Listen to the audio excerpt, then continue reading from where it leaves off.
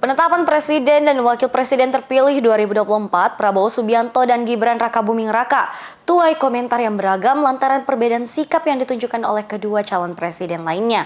Anies Rashid Baswedan bersama wakilnya Muhaimin Iskandar terlihat hadir dalam rapat pleno yang digelar pada 24 April 2024. Sedangkan Ganjar Pranowo dan Mahfud MD tidak hadir dalam rapat tersebut dengan alasan tidak mendapat undangan dari KPU. Lantas, apakah benar hal tersebut yang menjadi alasannya? Simak berita selengkapnya untuk Anda. Baru-baru ini Komisi Pemilihan Umum menetapkan Presiden dan Wakil Presiden terpilih 2024, yakni Prabowo Subianto dan Gibran Rakabuming Raka. Penetapan yang dilakukan melalui mekanisme rapat pleno terbuka digelar di kantor KPU RI, Jakarta Pusat pada Rabu 24 April 2024. Ada yang kurang lengkap pada penetapan Presiden dan Wakil Presiden periode 2024-2029 di KPU kemarin. Ganjar Pranowo dan Mahfud MD tidak hadir. Sementara Anies Baswedan dan Muhaimin Iskandar hadir dalam penetapan tersebut. Rapat pleno ini digelar 2 hari pasca sidang putusan sengketa hasil Pilpres 2024 di Mahkamah Konstitusi. Berdasarkan klarifikasinya, Capres nomor urut 3 Ganjar Pranowo mengakui tidak mendapat undangan rapat pleno penetapan Prabowo Subianto. Namun hal tersebut langsung ditepis oleh Ketua Divisi Teknis KPU Idam Holik, yang menyebutkan KPU memastikan pihaknya telah mengirimkan surat undangan kepada Ganjar Mahfud. Idam mengatakan ada 2 metode yang digunakan KPU dalam mengirimkan surat undangan kepada pasangan calon. Dia menyebut 2 metode itu berbentuk surat undangan fisik dan surat undangan digital. Dirinya bahkan mengaku sempat berkomunikasi dengan LO dari Ganjar Mahfud. Menurutnya undangan sudah tersampaikan dengan baik. Hal tersebut pun menimbulkan beragam tanggapan lantaran sikap yang ditunjukkan oleh kader PDI Perjuangan tersebut. Bahkan tidak sedikit yang mengatakan sikap yang ditunjukkan oleh Capres nomor urut 1 dan Capres nomor urut 3 adalah turunan dari partai masing-masing. Ya, kita tidak bisa berkesimpulan seperti itu, tapi menilik proses yang terjadi bahwa PDIP masih mengajukan gugatan hukum. Tentu kandidat-kandidatnya wajib menghargai sikap partai pendukung, gitu ya. Walaupun sebelumnya sebenarnya saya rasa Ganjar dan Mahfud justru malah lebih dulu kan memberi ucapan selamat setelah penetapan MK itu, mereka juga hadir di situ.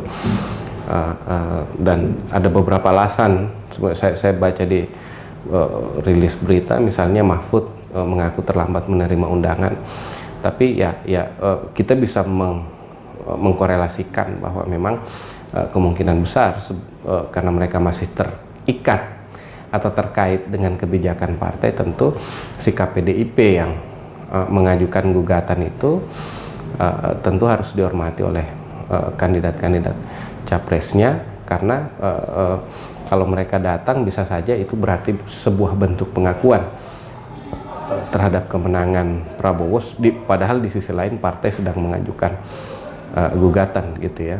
Memang berbeda dengan sikap yang ditunjukkan oleh yang kita bisa baca dari kehadiran Anies Baswedan dan Caimin pada pelantikan itu, lalu kemudian penerimaan yang ditunjukkan dalam pidato Surya Paloh dan keterbukaan Partai Nasdem dalam menerima hasil MK, ya. Saya rasa memang ada perbedaan di situ antara PDIP dan kandidat 03 dan 01, gitu ya. Kandidat 01 cenderung lebih akhirnya lebih bisa menerima, sementara kandidat 01 karena juga masih terkait dengan sikap partainya, tentu mereka tidak boleh menunjukkan sikap yang bertentangan dengan partai, karena ini juga terkait masalah etika politik dan segala macam, gitu. Saya rasa itu yang kita bisa kaitkan dari situ, gitu. Dugaan tersebut semakin menguat ketika Partai Nasional Demokrat atau Nasdem menjadi partai pertama yang bergabung dengan pemerintahan Presiden terpilih Prabowo Subianto dan Gibran Rakabuming Raka.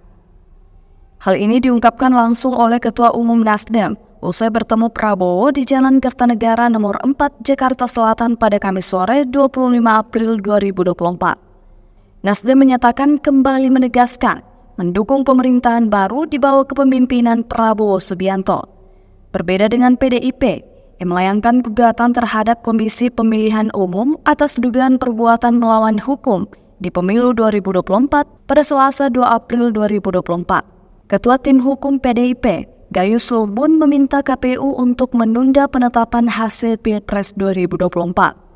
Menurut Gayus, penetapan Prabowo Subianto dan Gibran Rakabuming Raka sebagai presiden dan wakil presiden terpilih sebaiknya menunggu putusan gugatan yang diajukan PDIP tersebut. Namun lagi-lagi hal tersebut disanggah oleh Idam Holik yang menegaskan tidak ada lagi lembaga peradilan yang bisa membatalkan penetapan Prabowo Subianto dan Gibran Rakabuming Raka sebagai presiden dan wakil presiden terpilih setelah putusan Mahkamah Konstitusi.